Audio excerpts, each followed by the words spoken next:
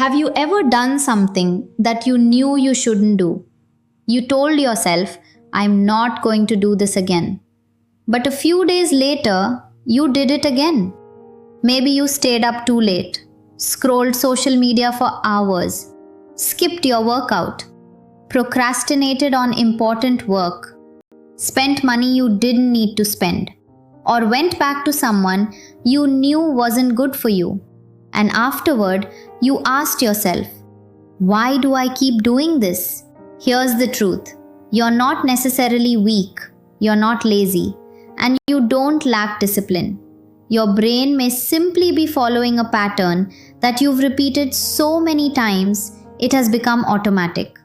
And once you understand that pattern, you can start changing it. The habit loop. Every habit follows a basic cycle. Cue, craving, response, reward. Let's say you feel bored. That's the cue. Your brain wants stimulation. That's the craving. You open Instagram. That's the response. You see something interesting and suddenly you feel better. That's the reward. Your brain learns, when I'm bored, scrolling makes me feel good. The next time you're bored, the same pattern becomes easier to repeat. And the more you repeat it, the more automatic it becomes. This is why habits can feel like they're happening before you've even made a conscious decision. Your environment controls more than you think. Here's something most people overlook. Your environment can be stronger than your willpower. Imagine you keep your phone right next to your bed. You wake up, you see it. You pick it up, you start scrolling. Now imagine the same phone is in another room. Suddenly, the habit becomes harder. Nothing changed about your motivation. The environment changed. This is why successful habit change isn't just about trying harder.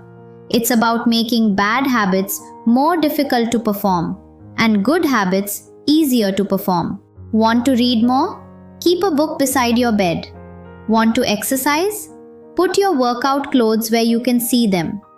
Want to stop checking your phone? Keep it out of reach. Make your environment work for you. Why bad habits feel so good? Here's the biggest reason bad habits are difficult to break. They usually provide an immediate reward. Scrolling gives you stimulation right now. Junk food tastes good right now. Avoiding difficult work feels relaxing right now. But the consequences come later.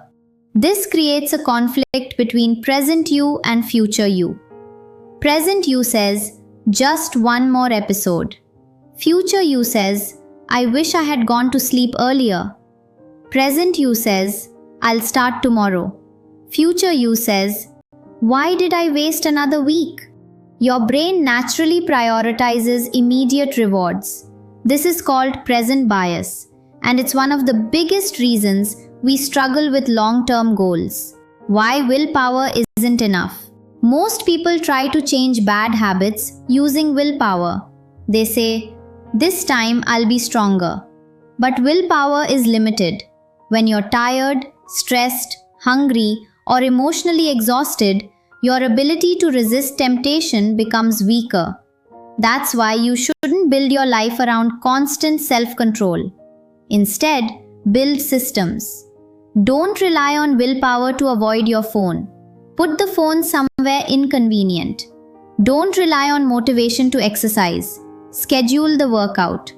Don't rely on discipline to eat healthy. Don't keep unhealthy food easily available. The goal isn't to become stronger than temptation. The goal is to make temptation harder to reach. The hidden power of small changes. Here's where most people make a mistake. They try to change everything at once. They decide, starting Monday, I'm going to wake up at 5 a.m., exercise every day, eat perfectly, read 50 pages, stop using social media, work 8 hours with no distractions. For a few days, they feel motivated. Then they burn out. And when they fail, they think, I have no discipline. But the real problem was the size of the change. Your brain resists sudden changes. Small changes are easier to repeat. Instead of exercising for 1 hour, start with 10 minutes. Instead of reading 50 pages, read 5. Instead of quitting social media completely, remove one unnecessary app. Small actions may feel insignificant, but repetition creates identity, and identity creates long-term change. The 2-minute rule. Here's a powerful strategy. Make your habits so easy you can't say no. Want to start exercising? Just put on your shoes. Want to read? Read 1 page. Want to write? Write 1 sentence. Want to clean? Clean 1 small area. The goal isn't the result. The goal is to become the person who starts. Once you begin, momentum often takes over, and something interesting happens. Your brain starts creating a new identity.